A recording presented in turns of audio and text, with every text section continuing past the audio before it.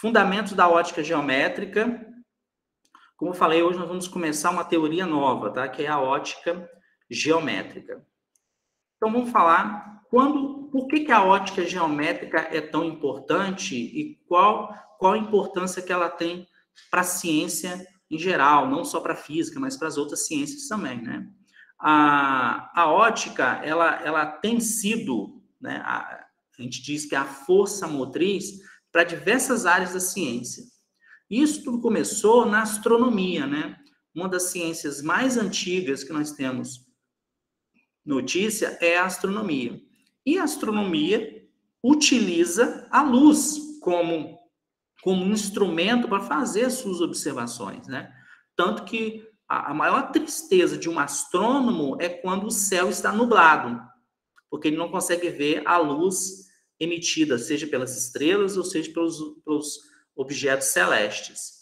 Então, a ótica, ela tem sido, então, desde tempos remotos, né, na Babilônia dos caldeus, já se fazia uma astronomia já bastante avançada, e também no Egito, né? O Egito já tinha, por meio de observações do céu, utilizando a luz como objeto físico para isso, já se tinha até um calendário meio rudimentar. Esse calendário, é claro que ele dizia quando eles deveriam plantar, quando eles deveriam colher. Então, a pergunta é, como que a luz é produzida? A luz, ela sempre é produzida através de uma conversão de energia. Então, se a luz ela é produzida a partir de uma conversão de energia, então ela carrega energia. Tá? Então, por exemplo, uma ação mecânica tem a ver com energia mecânica, produz luz. Então, se você pega duas pedras, batem essas duas pedras uma na outra, produz luz. Uma reação nuclear também produz luz, né? Essa luz aqui nem sempre é visível, mas também nós chamamos ela de luz. Então, uma reação nuclear, ou seja, energia nuclear, produz luz. Uma reação química também produz luz. Então, aqui vem uma energia química, produz luz. E também uma ação elétrica também produz luz. Por exemplo, um raio. Quando um raio ele passa pela atmosfera, nós vemos aquele clarão. Então, energia elétrica também produz luz. Então, a luz sempre é proveniente de uma conversão de algum tipo de energia em energia luminosa. Então, sempre é assim. Sempre a luz ela é proveniente de algum tipo de energia que converte-se em energia luminosa. Então, se alguém pergunta para você, mas fulano, qual o nome da energia que a luz carrega consigo? Você fala energia luminosa. O termo técnico seria energia eletromagnética, mas você pode chamar no termo comum que é energia luminosa. E aí entra aquela regrinha que a gente sempre fala, né? A energia, ela não se cria e nem se destrói. A energia, ela se transforma. Então, a energia nuclear se transforma em energia luminosa, energia mecânica se transforma em energia luminosa, energia elétrica se transforma também em energia luminosa, energia química também em energia luminosa. Então, a luz que nós temos aqui em volta da gente, no nosso dia a dia, você tem que sempre pensar nisso. Ela não vem de graça. Ela sempre é algum tipo de energia sendo convertida em energia luminosa. Por exemplo, a energia do Sol chega até a gente, que nos ilumina durante o dia. É uma energia nuclear, porque ela vem de reações nucleares. Ok? E por aí vai. Vamos lá. Vamos entrar agora na óptica. O que é a óptica? Tá? A óptica, como eu disse, pessoal, assim como nós tínhamos no primeiro semestre a termodinâmica, a óptica é uma parte da física, é uma área grande da física. E a óptica, ela trata dos fenômenos que têm como causa determinante a energia radiante ou energia luminosa. No caso, a luz.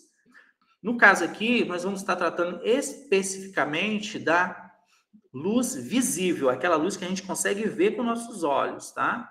Que seria, no caso aí, eu botei a figura do arco-íris, e porque isso mostra muito bem com o que a gente vai tratar.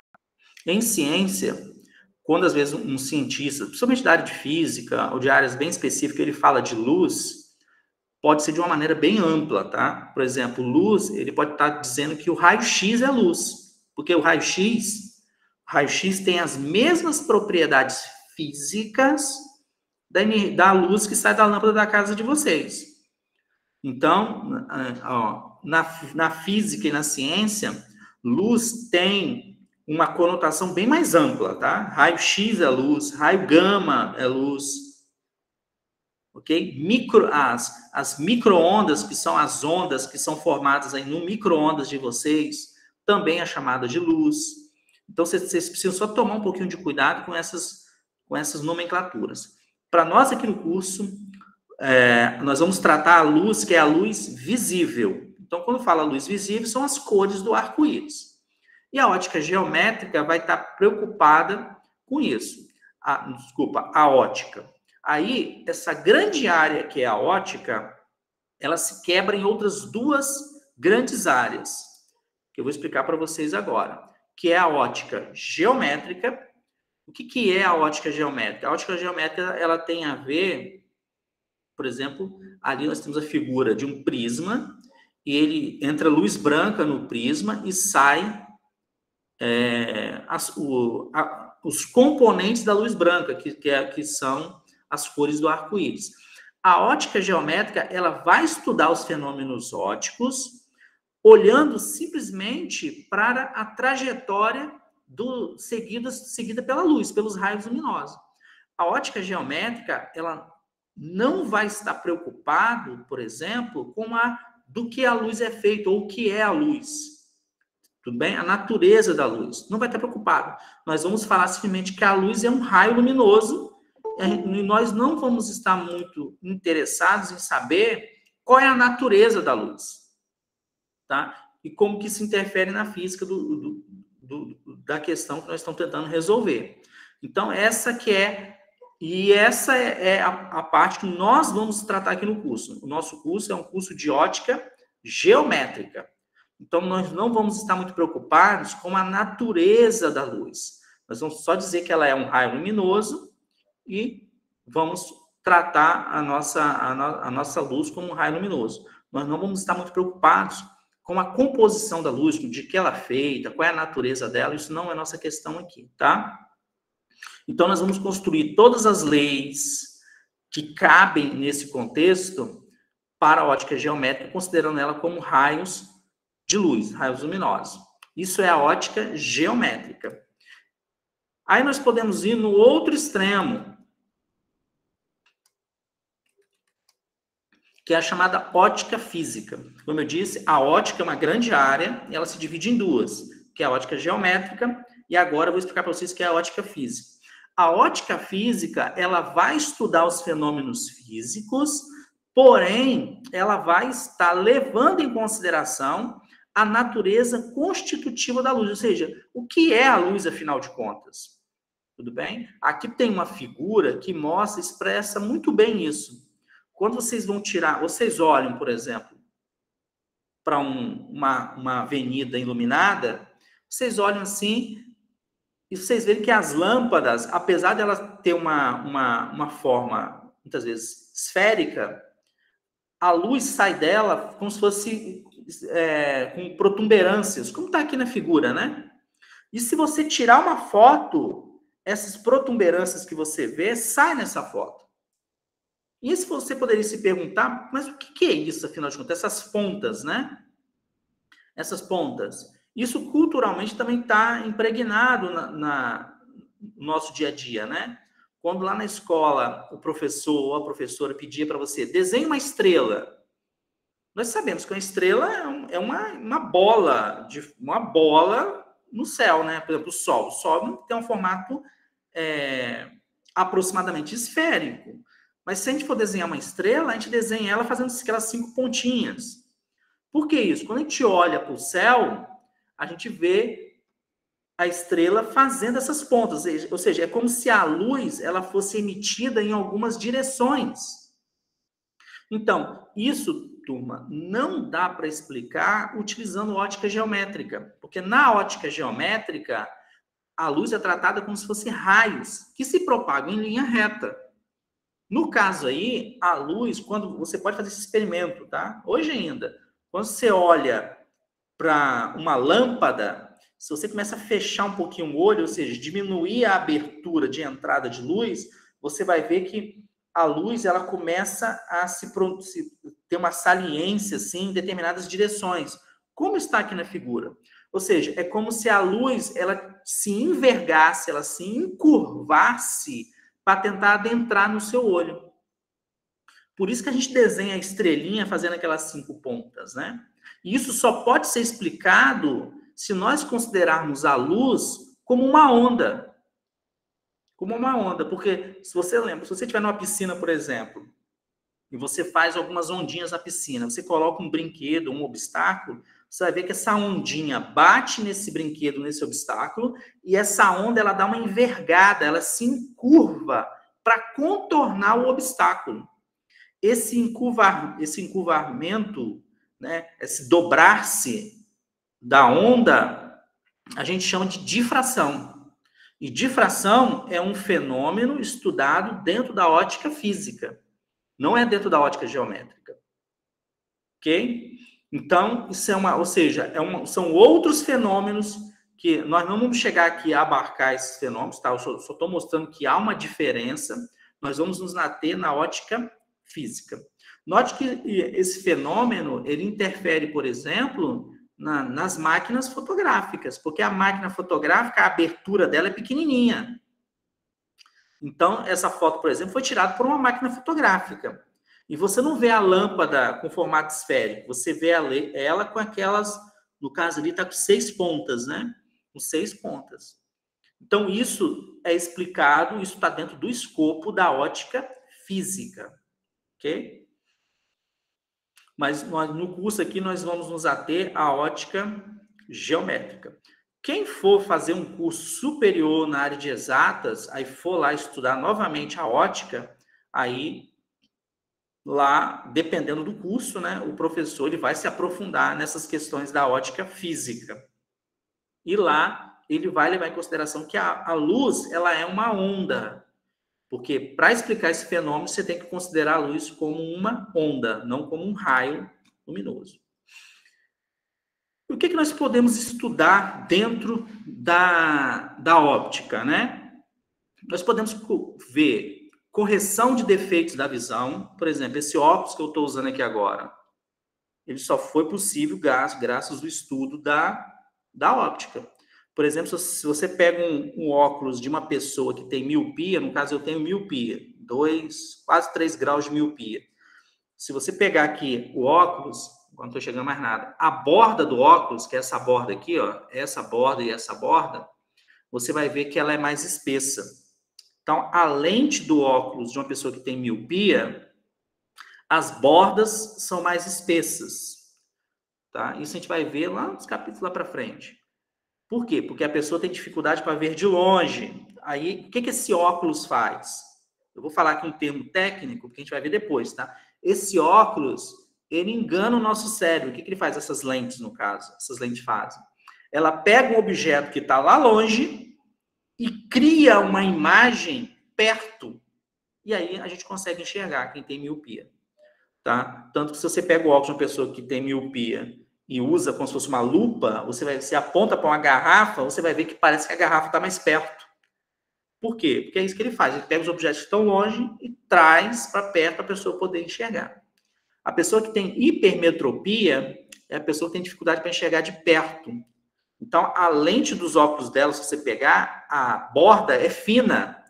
Então, ela vai e chega na borda e dá uma afinada. O que essas lentes fazem? Essas lentes que têm a ver com a ótica. Ela pega um objeto que está perto e leva ele para longe. É isso que faz. Cria uma imagem longe. E aí o cérebro da pessoa interpreta como se o objeto estando longe, então a pessoa consegue enxergar. Isso tudo está dentro do escopo da ótica, do estudo da ótica. Instrumento de observação, né? Lupas, microscópios, né? Microscópios utilizados na biologia, ali tudo é ótica, tá?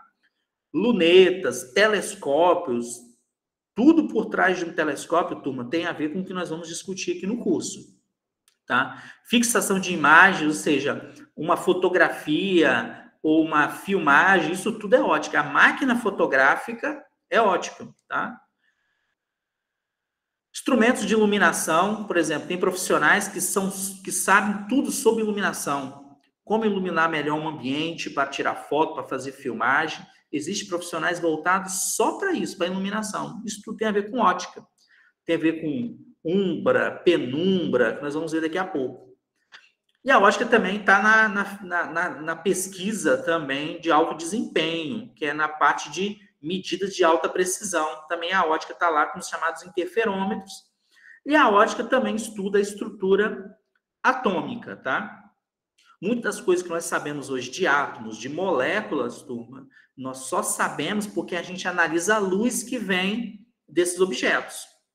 Tá? Por exemplo, o astrônomo. Tudo que o astrônomo sabe é por causa da luz que os astros emitem.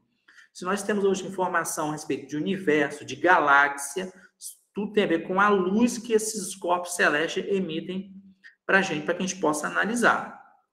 Ok? Vamos avançar. Então, vocês veem que a ótica tem uma amplitude muito grande de aplicação. Vamos falar agora de fontes de luz. Existem dois tipos de fontes de luz, turma. A fonte primária e a fonte secundária. E o que define uma é o seguinte, uma da outra, né? O que diferencia uma da outra é o seguinte. As fontes primárias, elas são aquelas fontes que possuem luz própria. Tipo, o sol possui luz própria, a chama de uma vela possui luz própria, as lâmpadas, tudo que possui luz própria, fonte primária.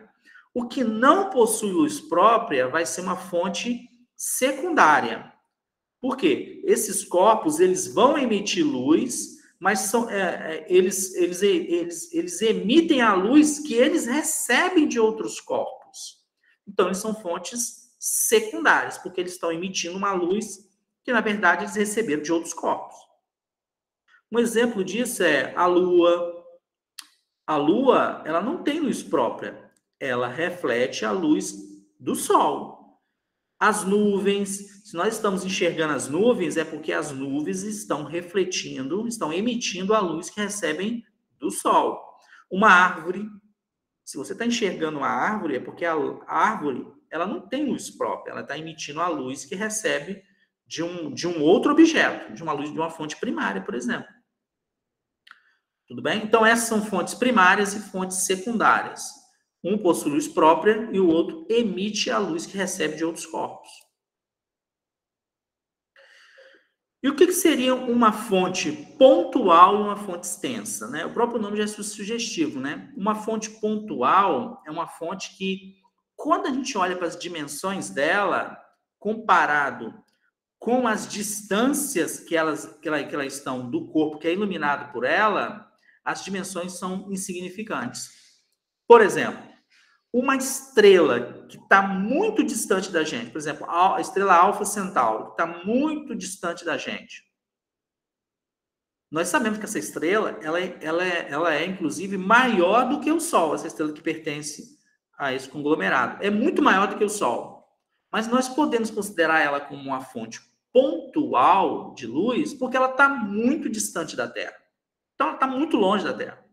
Então, ela é uma fonte pontual de luz, de energia luminosa. Então, isso é uma fonte pontual, ou seja, as estrelas que estão muito longe da Terra. Ou seja, quando a distância é muito grande, o que nós vamos ver, na verdade, é um ponto de luz. E as fontes extensas? As fontes extensas são aquelas que as dimensões elas não são desprezíveis quando comparado com o objeto que está sendo iluminado.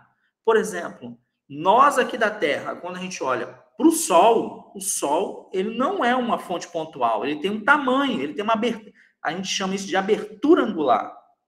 Ele tem uma abertura angular, um tamanho. Então, ele não é uma fonte pontual. Então, isso depende do que a gente está olhando, tá vendo? O Sol também é uma estrela, mas a gente não pode considerar o Sol como uma fonte pontual. é uma fonte extensa. Essa questão de fontes pontuais e fontes extensas, turma, ela é muito importante, por exemplo, na iluminação, né? Na formação de umbra e penumbra. A gente vai ver daqui a pouco. E ela é responsável, por exemplo, pelos eclipses, seja solar e seja lunar.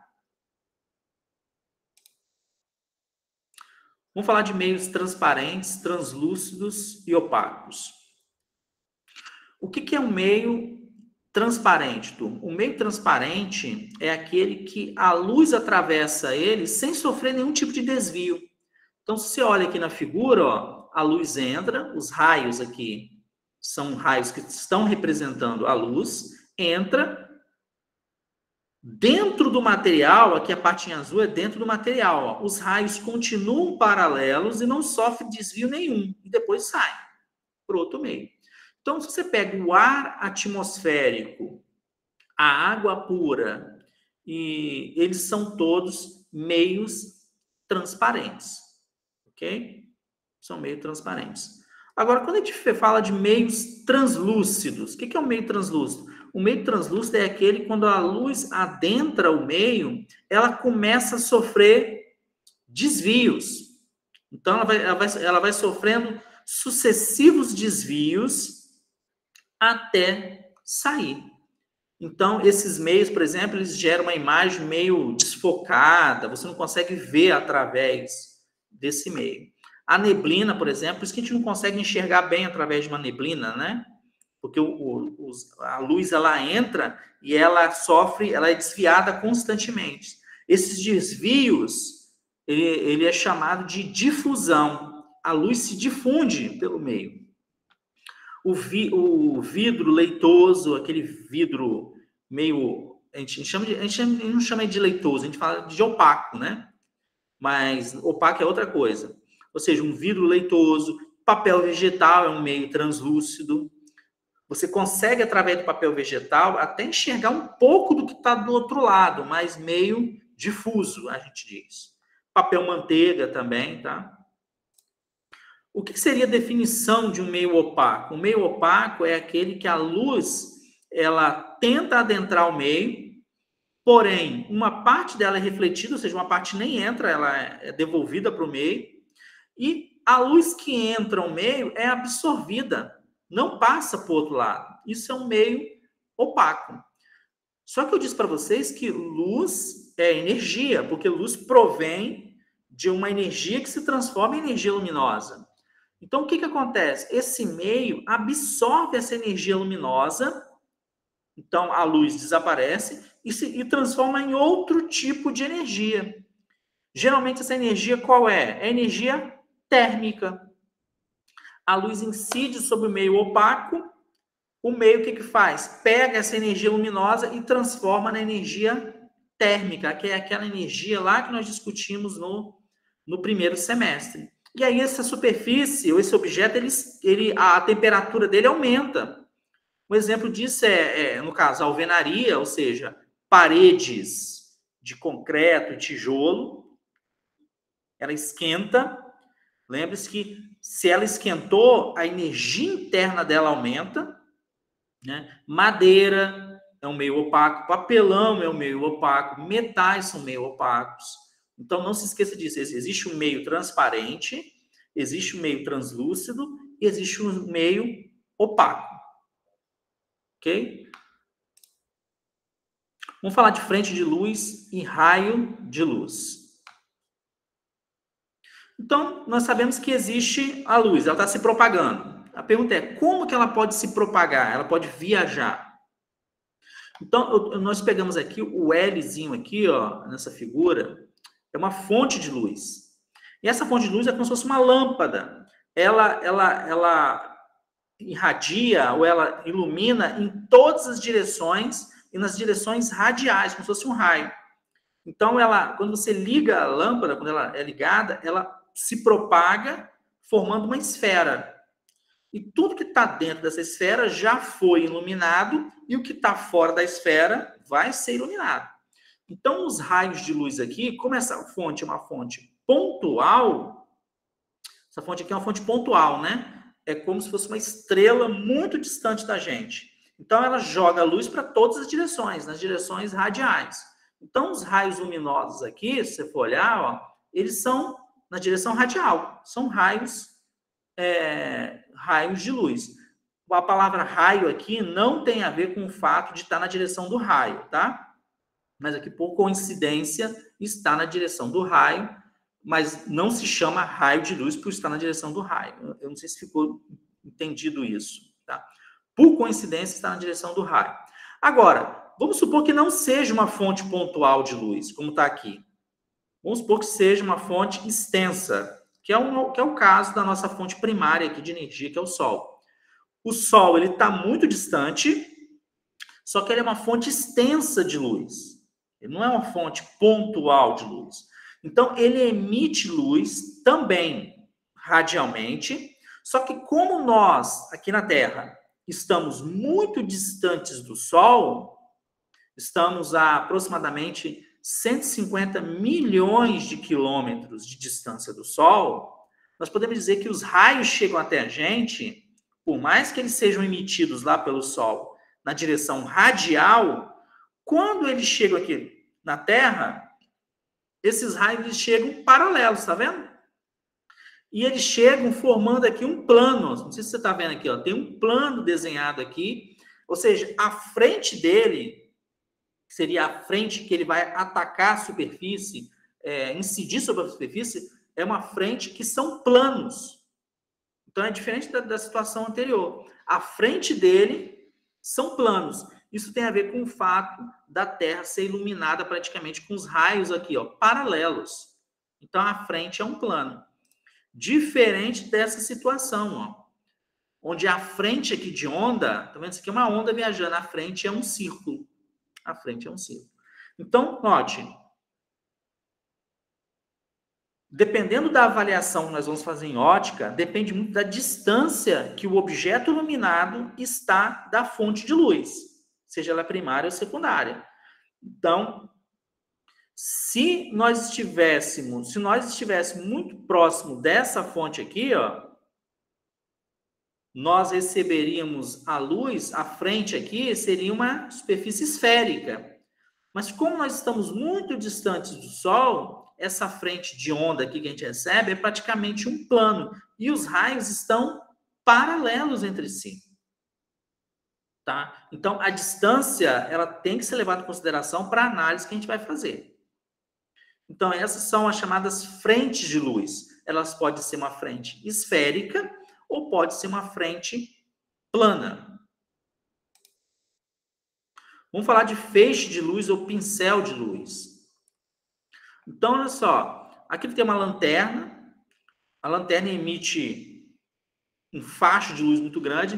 Mas você pode colocar um anteparo e uma pequena abertura, de maneira que a quantidade de luz que sai aqui é um pincelzinho bem fininho de luz. Nós vamos chamar de pincel de luz. Pincel de luz. Então, é um raio, um pincel de luz e bem fininho para não ter um facho muito grande de luz, né? Aqui nós temos uma lâmpada também ligada e dessa lâmpada saem aqui vários feixes de luz. E cada um desse feixe de luz é um pincel de luz. Tudo bem? Isso é só uma definição, tá? Esses são feixes de luz. Feixes de luz. Vamos falar agora do princípio da independência dos raios de luz. O princípio da independência dos raios de luz é muito simples, tá? As leis da ótica geométrica são geralmente leis muito simples, tá? O princípio diz o seguinte: se você pega duas fontes de luz e faz o feixe de luz de uma atravessar ou cruzar o feixe de luz da outra, elas vão se cruzar como se não existisse a outra. Ou seja, elas vão continuar se propagando independente da presença do outro. Então, quando eles se cruzam, é como se um não notasse a existência do outro. Por isso que é independência. Eles se propagam de maneira independente. Se você pega dois lasers, um laser azul, um laser verde e um laser vermelho, e faz eles se cruzarem, o que vai acontecer? O laser vermelho vai continuar a sua propagação normal em linha reta e o laser verde também vai continuar a sua propagação normal em linha reta. Um vai atravessar o outro, independente da presença do outro. Então, eles se atravessam sem um atrapalhar a propagação do outro. Eles são independentes. Isso é muito importante, turma, tá? Para a construção da nossa teoria. Tá? O princípio da independência dos raios. Princípio da propagação retilínea da luz. O princípio da propagação retilínea da luz também como o próprio nome já diz, é um princípio. Então, ele é importante, assim como o princípio da independência dos raios de luz. O que o princípio de propagação retilínea da luz diz? É o seguinte, que a luz, quando ela está se propagando num meio que é transparente, lembra lá, existem 3 tipos de meio. Meio transparente, meio translúcido e o meio opaco. O que está dizendo é o seguinte, o que está dizendo esse princípio da propagação retilínea da luz é o seguinte, quando a luz está se propagando no meio transparente e homogêneo, a luz propaga-se em linha reta. Linha reta. Ok? Por isso nós estamos dentro do âmbito, turma, da óptica geométrica.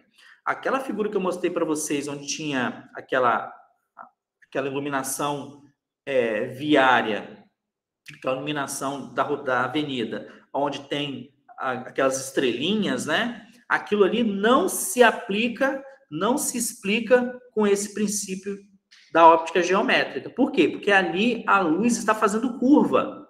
Ela está se dobrando para entrar no nosso olho, ou no caso ali, como é uma fotografia, para entrar dentro da máquina fotográfica. Então, por quê? A máquina fotográfica, ela funciona muito parecido com o nosso olho, né? A luz tem que entrar passar pelo nosso globo ocular. Na máquina fotográfica, a mesma coisa, tem a abertura. Então, a luz tem que passar pela abertura. Então, a mesma coisa que acontece no nosso olho, acontece lá também. Se você começa a fechar um pouco o olho, ou seja, diminuir a abertura, esse encurvamento da luz se torna mais proeminente. Então, aqueles espetamentos, né, aquela luz que vai para cima, vai para os lados, aumenta ainda mais.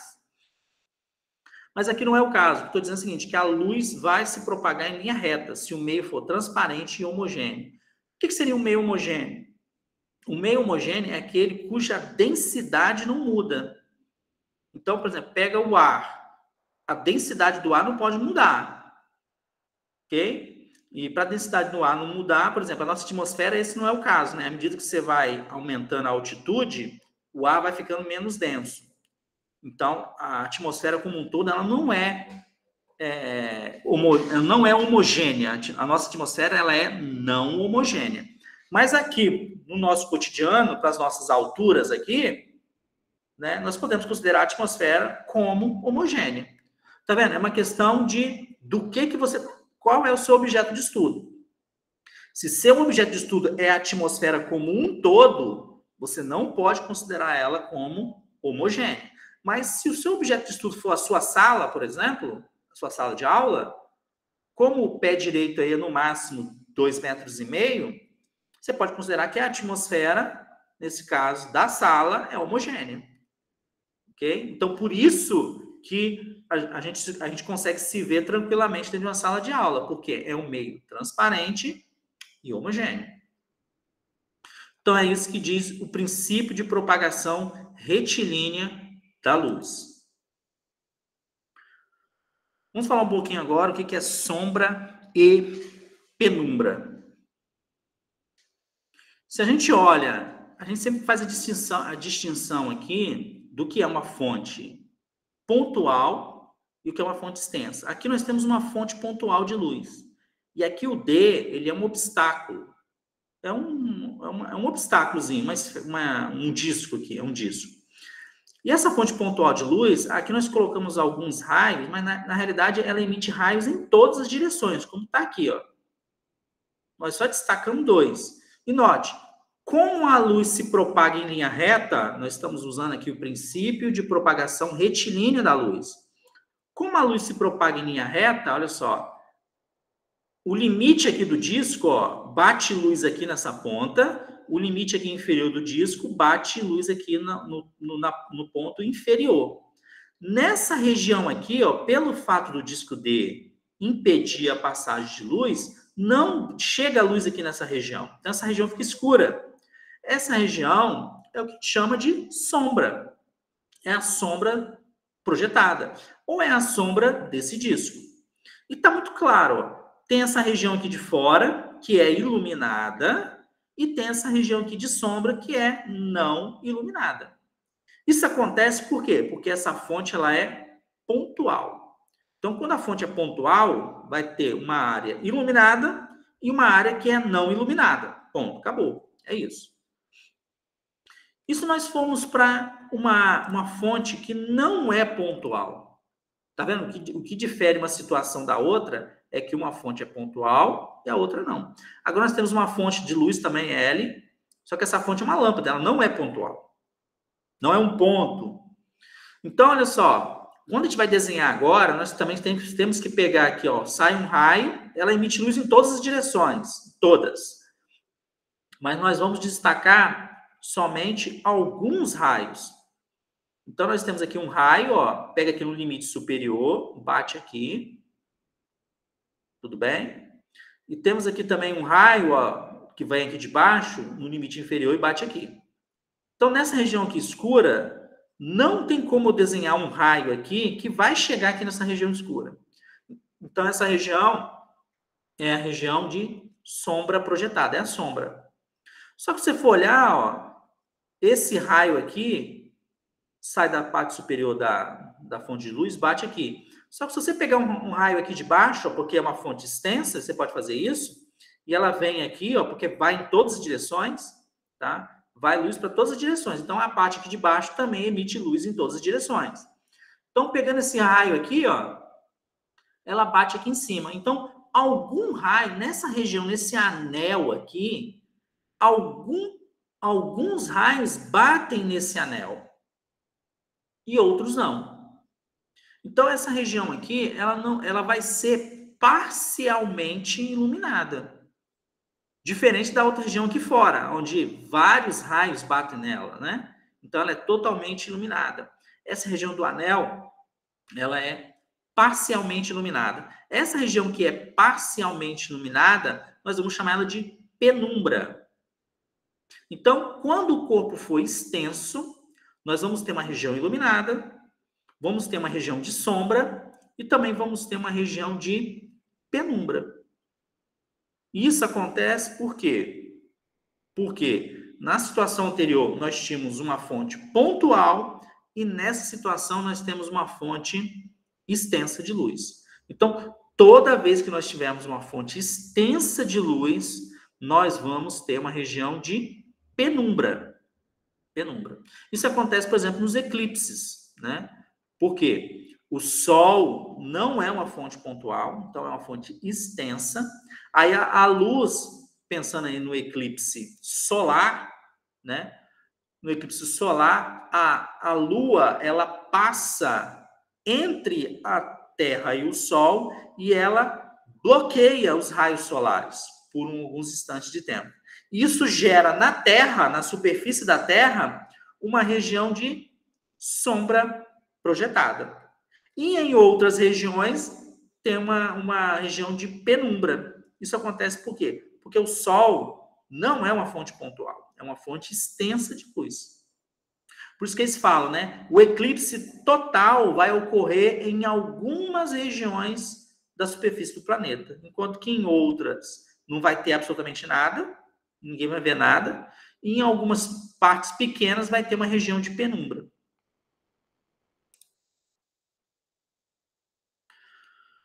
Vamos falar um pouquinho de câmara escura. Né?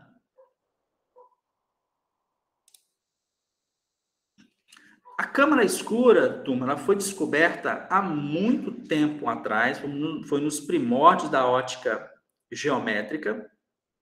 E ela consiste assim, de um dispositivo que é uma câmara, uma caixa.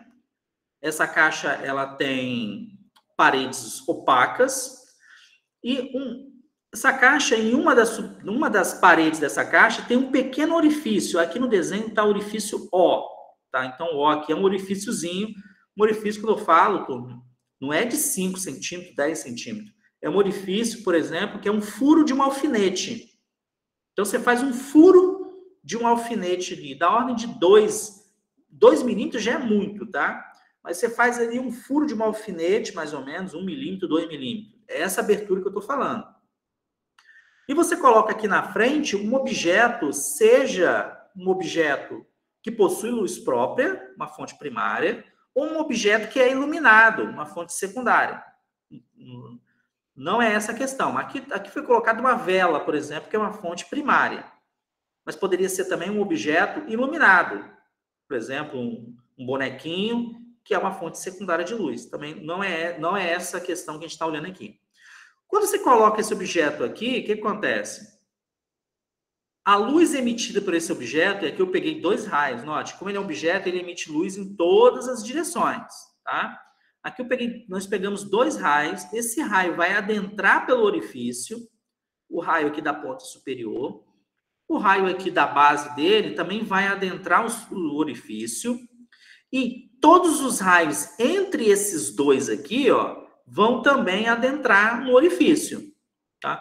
E o que vai acontecer? Esses raios vão adentrar a caixa e vão atingir aqui a parede dos fundos dessa caixa. E o que acontece? Na parede dos fundos dessa caixa, vai ser criado lá uma imagem desse objeto. Esse raio aqui que sai do ponto A vai ficar na parte de baixo, vai virar o A'. Esse raio que sai da parte B vai para a parte de cima, vai virar o B'. Então, vai criar uma imagem lá no fundo da caixa, só que uma imagem invertida. Uma imagem invertida. Isso aqui, Tom, e aí você pode fazer o quê? Você pode, inclusive, fazer esse experimento em casa, tá? Aqui nos fundos, para poder ver isso, constatar isso, você pode colocar aqui nos fundos um papel vegetal. Se você colocar aqui no fundo um papel vegetal, você vai ver exatamente a imagem desse objeto. Aqui pode ser uma vela, um boneco, de cabeça para baixo, invertido. Tá? E, é claro, o tamanho desse objeto não vai ser o mesmo. O tamanho da imagem, né? Nós temos aqui a imagem e tem um objeto. O tamanho da imagem não vai ser o mesmo. Mas a gente pode, e aí eu prometi para vocês que essa aula ia ter só uma fórmula, né? A gente pode obter aqui uma relação. Por quê? O tamanho da imagem vai depender, aqui nós temos aqui, ó, A, quem é A? A é a distância do objeto até a caixa, o orifício da caixa. E B é a distância do orifício até os fundos da caixa, que é onde vai ser projetada a imagem. Então, fazendo uma relação, o que você pode ver? Nós temos aqui 2 triângulos. O triângulo O, que é o orifício, AB é um triângulo, e tem um triângulo O, A', B', que é outro triângulo. Então, a gente, por semelhança de triângulo, o que a gente pode fazer? Quais são os lados que nós temos aqui desse triângulo? Nós temos o lado AB, que é o tamanho do objeto. Temos o lado A'B', que é o tamanho da imagem. Temos o A, que é aqui a base do triângulo, a distância do objeto até o orifício. E temos o B, que é a base do outro triângulo, que é a distância do orifício até a imagem. E fazendo uma razão entre essas grandezas, nós vamos ter exatamente uma relação, ó. A'B', quem é A'B'? O tamanho da imagem, dividido por AB, que é o tamanho do objeto, tem que ser exatamente igual, olha aqui, ó, a distância B, que é a distância do orifício à imagem, dividido pelo A, que é a distância do orifício até o objeto. Essa expressãozinha aqui, a maioria dos exercícios de ótica geométrica, vocês vão resolver utilizando essa expressão, que é uma expressão que vem de semelhança de triângulos. Você não precisa decorar essa expressão, né? Basta você aplicar a semelhança de triângulos. E com isso a gente consegue, ó, ver que o tamanho da imagem, que é a linha B', está necessariamente relacionado com o tamanho da caixa, que é B. Tamanho da caixa, que é B. Se vocês deram uma olhada, vamos avançar aqui, olha só. Aqui tem uma gravura, se você for olhar, aqui tem um pano de projeção, e aqui tem uma imagem, ó, a luz proveniente dessa construção aqui, note que não é uma construção que possui luz própria, é uma fonte secundária, ela está emitindo luz que vem de outros corpos. Mas aqui você consegue, ó, por meio desse orifício, construir aqui uma câmera escura. E aí você projeta essa imagem, é claro que ela está de cabeça para baixo, e você consegue fazer uma pintura. Muitos artistas utilizavam esse recurso para pintar. E com isso ele consegue pintar uma paisagem com todos os detalhes, utilizando esse recurso. Isso aqui é chamado, turma, de câmara escura. E esse procedimento, isso aqui é exatamente o princípio de funcionamento de uma máquina fotográfica. Eu não sei se vocês já tiveram a oportunidade de ver, mas uma máquina fotográfica, daquelas grandes, é exatamente esse objeto aqui, ó. Você aponta para um objeto, esse objeto emite luz, essa luz adentra por um orifício, que é a lente da câmera. Ali na câmera tem vários componentes de lentes, e essa luz vai ser projetada no fundo da máquina. E lá no fundo da máquina, né, aqui só é projetado no fundo da máquina, num papel vegetal você consegue ver. Mas as máquinas de antigamente tinham um chamado filme no fundo da máquina. Esse filme, ele tem um produto químico. Quando a luz bate sobre esse produto químico, a imagem fica gravada ali. Aí depois a imagem depois essa fita, ou esse filme era retirado e era colocado numa loja para ser revelado. Aí você esperava aí, tinha a chamada revelação de 1 hora, você esperava 1 hora para ser reveladas as fotos, Hoje em dia, né, esse procedimento foi aposentado, né? Por quê? Por volta de 1950, ou seja, 1950, 1960, tinha um grande laboratório chamado Laboratório Bell Labs. Aí uma pessoa chegou nesse laboratório, tinha lá os pesquisadores, aí uma pessoa teve uma ideia e falou bem assim, ele nem sabia como poderia fazer, mas ele chegou lá e apresentou um problema. Falou bem o seguinte, olha, eu gostaria que vocês arrumassem uma maneira de transformar luz em bits. Bit de computador. E aí, os caras pensaram assim, para que isso? Né? Mas vamos tentar fazer. Em 6 meses, eles pesquisaram e conseguiram fazer. Eles construíram um dispositivo chamado CCD. Esse CCD é a abreviação para Charge Coupled Device, CCD.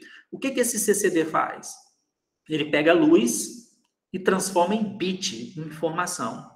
Esse é o dispositivo, pessoal, que tem em todos os celulares.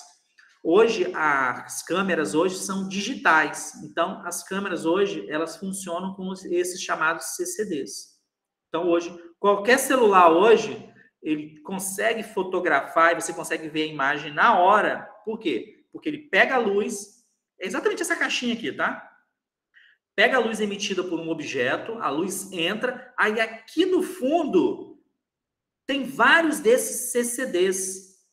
Vários desses CCDs. Quando a gente fala assim, a minha câmera é tantos megapixels, 16 megapixels, 16 não sei o que lá, 20, 1.2, porque minha câmera frontal tem mais megapixels ou menos do que a câmera traseira.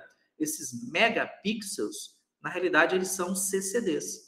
Quanto mais CCDs tem uma câmera, mais luz ela consegue captar da imagem e mais ela consegue transmitir de informação. Isso tem a ver com a qualidade da imagem, se a imagem vai ser HD, se vai ser Full HD e por aí vai. Então, isso revolucionou a indústria de máquinas fotográficas, né?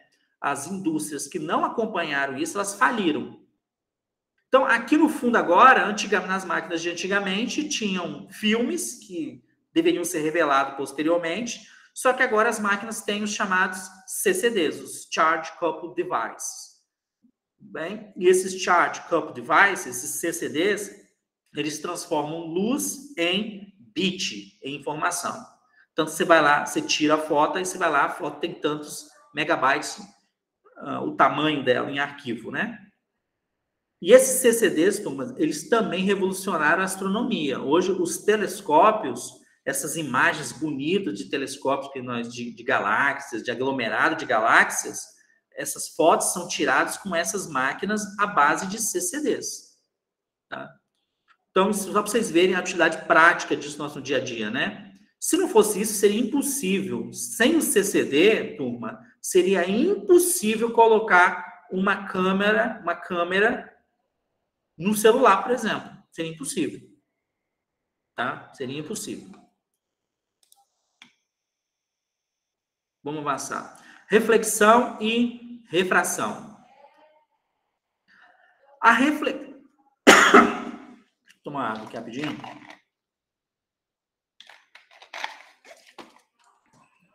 A reflexão, turma, ela é o fenômeno que faz com que a luz, olha só, a luz incide sobre uma superfície e ela bate nessa superfície e retorna.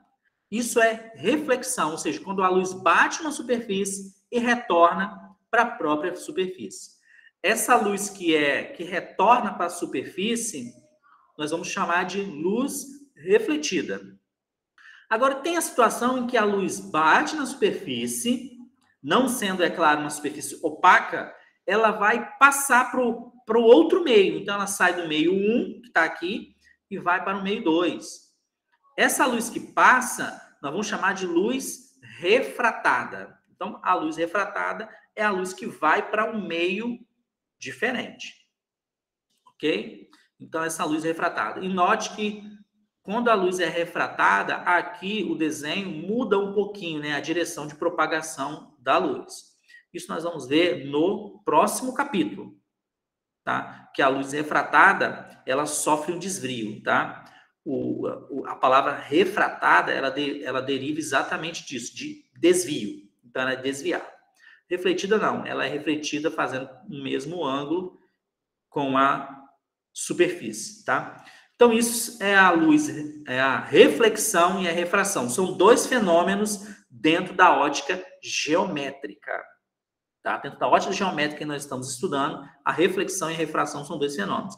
A reflexão, quando a luz volta para o seu próprio meio, luz refletida, e a refração, quando a luz passa de um meio para o outro, e aí nós vamos ter os raios refratados.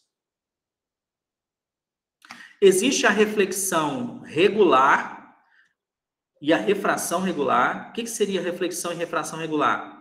Os raios, eles vêm paralelos, como notem aqui, o Sol emite esses raios, ou uma lanterna, ou um laser, não importa.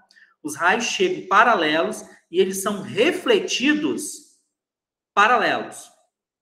Tá? Isso acontece, por exemplo, na superfície também de um lago, desde que a superfície do lago esteja calma, tranquila, né? Não esteja se movimentando. Tanto que quando você chega na frente da superfície de um lago ou de uma piscina, você inclusive consegue se ver como se fosse um espelho. Então, os raios, eles incidem em paralelo e eles são refletidos também em paralelo. Isso é uma reflexão regular. E aqui a refração regular é quando eles incidem paralelos e eles passam para o outro meio, no caso que é a água, também paralelos. Isso é uma reflexão e uma refração regular. E aí, o irregular, já dá para notar, né? A luz bate, só que ela reflete em diversas direções. E vai se refratar também em diversas direções. Isso é uma superfície que é irregular. Aqui dentro, ela vai sofrendo desvios. Então, é uma reflexão e uma refração difusa ou irregular. E o que seria reflexão e refração seletivos? No século XVII, turma, em 1665, o Newton, o mesmo pesquisador das leis de Newton, ele começou muito a estudar ótica geométrica, a ótica em si. E ele descobriu que a luz branca, essa luz que vem do Sol, ela não era um componente só, ela era composta por outras cores. No caso aqui, as cores do arco-íris. O Newton conseguiu descobrir isso quando ele fez a luz do Sol passar por um prisma. Um prisma, ele é um pedaço de vidro cortado, fazendo uma espécie de... exibindo uma geometria específica, né? Mas é um pedaço de vidro. Então, quando ele fazia essa luz branca emitir, passar por esse pedaço de vidro, ele via que do outro lado saía outras cores. Então, ele percebeu que essas cores estavam na luz branca, pertenciam à luz branca. Então, a luz branca não era uma luz comum. Ela era composta dessas 7 cores. Por isso que essas 7 cores, turma, ela é chamada de espectro visível. O espectro, o nome parece um pouco estranho, mas tem a ver com o fato dessas cores estarem escondidas na luz branca. Por isso que eles falam que é um espectro da luz branca, né? Que está escondido aqui, você só consegue revelar ele quando você faz a luz branca passar por um prisma. E aí, a pergunta que nós podemos nos fazer é o seguinte. Por exemplo, o Sol emite luz branca. Então, junto com essa luz branca, vem essas 7 cores. Quando a gente vê um objeto, por exemplo, verde, o que está acontecendo quando a gente vê um objeto verde? Quando o objeto é verde, no fundo, a luz branca, ele atinge o objeto, todos os outros componentes, componente vermelho, componente azul, componente amarelo, são todos absorvidos e o objeto só reflete a luz verde. Então, quando nós estamos vendo um objeto que é verde, ele está absorvendo todos os outros componentes da luz e só está refletindo o verde. E a pergunta que nós poderíamos nos fazer é a seguinte, se eu ilumino um objeto com luz branca e ele reflete a luz verde, se eu iluminar esse objeto com luz vermelha, o que vai acontecer? Na primeira situação, eu não disse que ele absorve todos os outros componentes, ele só reflete o verde? Então, se você ilumina esse objeto com luz vermelha, ele vai absorver o vermelho e não vai refletir nada. Então, você vai ver esse objeto na cor preta. Então, quando a gente vê um objeto na cor preta, é porque ele está absorvendo todas as cores do espectro solar e não está emitindo nada. Não está emitindo nada. Por isso que a gente não pode... Eu estou aqui usando uma camisa que é preta. Por exemplo, essa camisa preta, quando a luz do sol bate sobre a camisa, ela absorve todos os componentes dessa luz e não reflete nada. Por isso que essa camisa, ela esquenta mais do que uma camisa na cor branca. Por exemplo, quem está na rua, no dia de sol, com uma camisa branca, quando a luz branca do sol bate, como a camisa é branca, ela reflete todas as cores de volta. Por isso que a camisa branca, ela vai esquentar menos do que uma camisa preta. Porque a camisa preta, ela absorve tudo. Então, toda essa energia luminosa bate na camisa, ela absorve tudo. Essa energia vai virar o quê? Vai virar energia térmica. No caso da camisa branca, não. Ela vai refletir, então a camisa branca ela vai esquentar menos do que uma camisa preta. Então, é bom vocês terem isso em mente. Se um objeto, por exemplo, iluminado com luz branca, ele aparenta ter uma cor vermelha, por exemplo, significa que ele absorve todas as outras cores e só reflete, só emite vermelho. Se você iluminar esse mesmo objeto com uma luz verde, ele vai absorver essa luz verde e não vai emitir nada. Então, ele vai parecer preto. Então, isso é a chamada reflexão e refração seletiva, né? Porque depende da cor.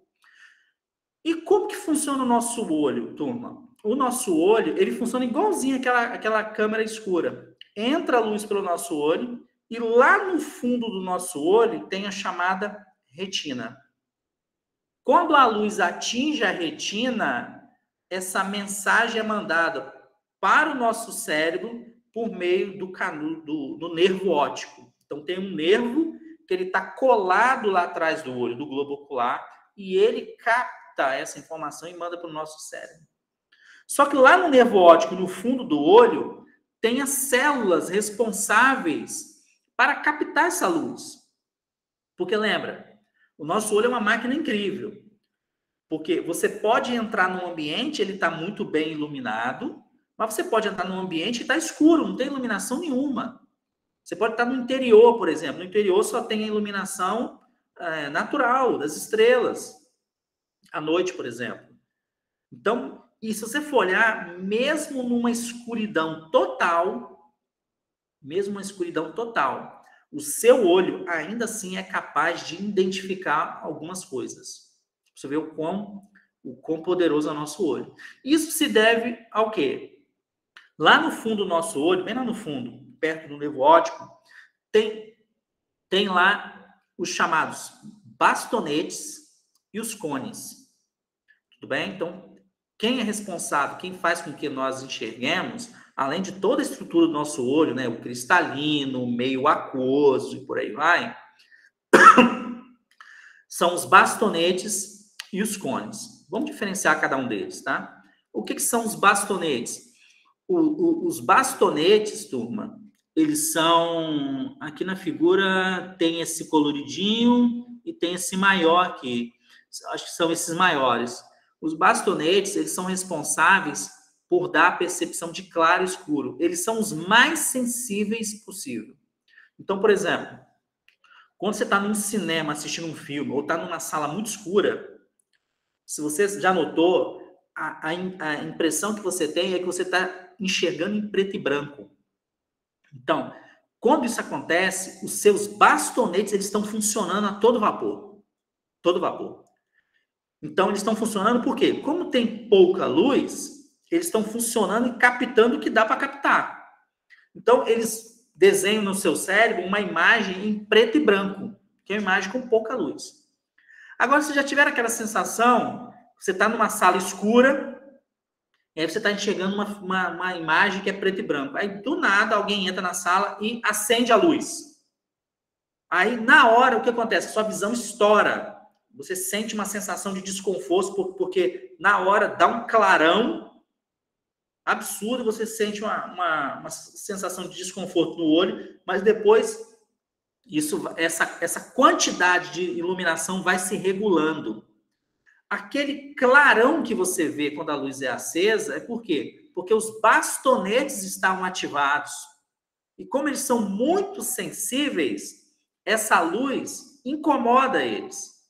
Então, quando tem muita luz, o que acontece? Os bastonetes, eles desligam, é quando o seu olho está começando a se acomodar, os bastonetes desligam e os cones entram em ação. E aí os cones, eles não são tão sensíveis quanto os bastonetes, mas os cones conseguem identificar as cores. Por isso que a gente enxerga as cores, por causa dos cones. E aí a sua visão se acomoda, você está relaxado já, e você consegue já enxergar as cores, porque agora os cones estão ativados. Então, essa é a diferença entre os bastonetes e os cones que estão lá no fundo do nosso olho. Tá? Os bastonetes, turma, eles são muito sensíveis, tá? E às vezes numa sala, isso acontece, o contrário também acontece, tá? Quando você está numa sala que está muito iluminada, aí do nada alguém vai lá e apaga a lâmpada. Ou seja, se está muito iluminada, os cones estão ativados. Aí do nada alguém vai lá e apaga a luz. Aí como os cones estão ativados, como na ausência de luz, os cones ainda estão tentando enxergar e você não vê nada, fica tudo preto. Você não vê nada. Só que à medida que o tempo vai passando, o que acontece? Os cones, eles desligam e os bastonetes começam a ser ativados. Quando os bastonetes começam a ser ativados, você vê que você já começa a enxergar alguma coisa. Em preto e branco, mas você consegue enxergar. Então, é assim que eles funcionam. E aí, o que nós temos, turma? Falando dessa questão dos cones, nós temos dois tipos de sistema de cores que nós utilizamos. Tem um sistema de cores que é utilizado na indústria de pigmentos, que são as cores subtrativas. Que cores são essas? As cores que são usadas para pigmentação, quando fala pigmentação é tinta, tá? Para pintar, fazer quadro. São o amarelo, a magenta, que é um vermelhinho, e o ciano, que é um azul, tipo um azul piscina. E combinando essas três cores, amarelo, o ciano, o amarelo, o magenta e o ciano, você consegue gerar as outras cores. Por exemplo, amarelo com magenta, você gera o vermelho. Então, se você pega tinta guache amarela, tinta guache magenta e mistura as duas, dá o vermelho. Como são cores subtrativas, o que isso quer dizer? Se você pega uma tinta guache amarela e pinta alguma coisa, note que é uma pigmentação amarela. Então, a luz branca bate, incide sobre ela. O que acontece? O que a pigmentação amarela faz? Absorve, por isso que é subtrativa, né? Absorve todos os outros componentes e só emite o amarelo. A mesma coisa é o magenta. Absorve todos os componentes e só emite o magenta. E note, se você junta as três, né? Amarelo, com magenta, com ciano, é o que está aqui no meio. Ó. Se você subtrai tudo da luz, o que sobra? Sobra nada, que é não emitir nada, que seria o preto. Por isso que são cores subtrativas. Isso aqui é usado no mundo da pigmentação, cores, tá? No mundo da indústria de tecnologia, a gente usa como cores primárias o chamado código RGB. R de red, B de blue e G de green. Red, blue and green. Ou o vermelho, o verde e o azul. Por quê? A partir do vermelho, do verde, do azul, você consegue fazer todas as outras cores. Por exemplo, vermelho com verde, você faz o amarelo, como está aqui. O verde com o azul, você faz um ciano. O vermelho com o azul, você faz o magenta. E se você junta os três, olha aqui, ó. Se você junta as três cores, verde, vermelho e o azul, você cria o que está aqui no centro, que é a cor branca. Por isso que essas cores são chamadas de cores aditivas. Note que a pigmentação, o que ela faz? Ela absorve os componentes e só emite aquela que é do pigmento. Esse aqui não, ele só emite luz.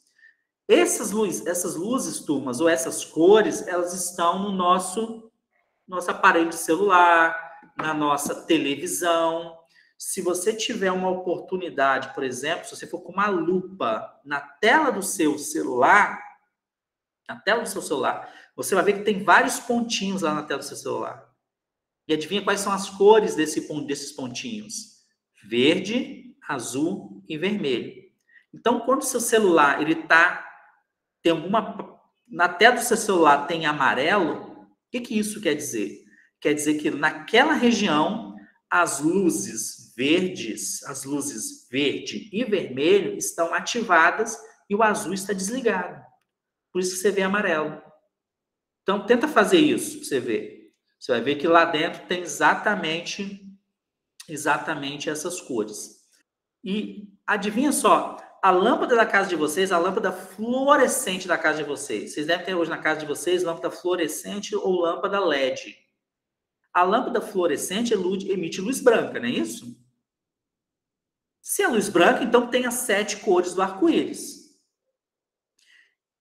Isso seria uma verdade, turma, se não fosse a lâmpada fluorescente. Se você for olhar a luz emitida pelas lâmpadas fluorescentes, turma, se você conseguir separar ela, igual aquilo que o Newton fez. Newton separou a luz branca e viu que tinha lá 7 cores, que ele chamou de espectro. Não foi ele que chamou, né? Mas que eles chamaram de espectro. Se você pegar a lâmpada da casa de vocês, a lâmpada fluorescente, e separar a luz branca dela, você vai ver lá que não tem as 7 cores, só tem 3. E adivinha quais são essas 3? Verde, azul e vermelho. Eu tenho uma foto que eu tirei, tá? Eu vou colocar lá na sala do Moodle só para vocês terem realmente, só para vocês realmente verem que aparecem essas 3 cores somente. Por quê? Quando você junta as 3, você gera também a luz branca. Essa luz branca não é igual à luz branca do Sol. Se você for olhar a luz branca emitida pelo Sol e por uma lâmpada incandescente, é uma lâmpada meio amarelada. É uma lâmpada meio amarelada. Já uma luz vindo de uma lâmpada fluorescente é um branco assim diferente. Por que ele é diferente? Porque está faltando as outras cores, né? Estão faltando os outros componentes. Mas as 3 já são o suficiente para gerar luz branca.